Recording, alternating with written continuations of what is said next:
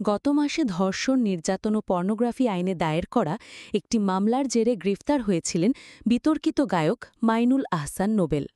তার বিরুদ্ধে অভিযোগ ছিল, প্রায় ৭ মাস ধরে এক তরুণীকে একটি বাসায় আটকে রেখে তিনি ধর্ষণ ও নির্যাতন চালিয়েছেন।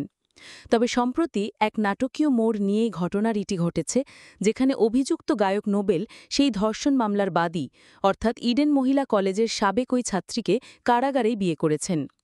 বৃহস্পতিবার ১৯ জুন কেরানীগঞ্জ কেন্দ্রীয় কারাগারে কারা কর্তৃপক্ষের তত্ত্বাবধানে এই বিয়ের আনুষ্ঠানিকতা সম্পন্ন হয়।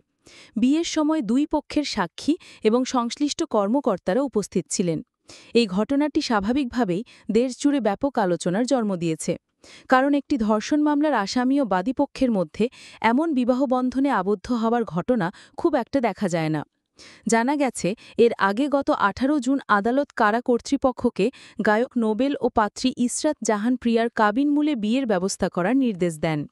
নোবেলের আবেদনের পরিপ্রেক্ষিতে ঢাকার চিফ মেট্রোপলিটন ম্যাজিস্ট্রেট সিএমএম আদালতের ম্যাজিস্ট্রেট নাজমিন আক্তার বুধবার এই আদেশ জারি করেন।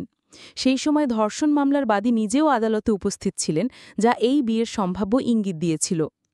উল্লেখ্য, ধর্ষণ মামলায় গ্রেফতার হয়ে গায়ক নোবেল গত ২০ মে থেকে কারাগারে রয়েছেন। গ্রেফতারির দিন নোবেলের আইনজীবী আদালতের কাছে দাবি করেছিলেন যে নারী ধর্ষণের অভিযোগ এনেছেন তিনি আসলে নোবেলের স্ত্রী। তিনি জোর দিয়ে বলেছিলেন যে নোবেল তাকে ধর্ষণ করেননি। তবে সে সময় ওই নারীকে স্ত্রী হিসেবে দাবি করলেও নোবেলের আইনজীবী জসিমউদ্দিন আদালতে কোনো কাবিননামা জমা দিতে পারেননি। এর ঠিক একদিন আগে, অর্থাৎ ১৯ মে, ইডেন কলেজের সাবেক সেই ছাত্রী নোবেলের বিরুদ্ধে নারী ও শিশু নির্যাতন দমন আইনে মামলা দায়ের করেছিলেন। এই বিয়ের ফলে এখন প্রশ্ন উঠছে, এই মামলার ভবিষ্যৎ কী হবে? যেহেতু বাদী ও আসামির মধ্যে বিবাহ সম্পন্ন হয়েছে, তাই আইনি প্রক্রিয়ায় এটি কী ধরনের প্রভাব ফেলবে তা দেখার বিষয়। এই ঘটনাটি বাংলাদেশের আইনি প্রেক্ষাপটে একটি বিরল দৃষ্টান্ত স্থাপন করল এবং এটি আরও অনেক প্রশ্নের জন্ম দিয়েছে, যা ভবিষ্যতে বিভিন্ন আলোচনার খোরাক হবে।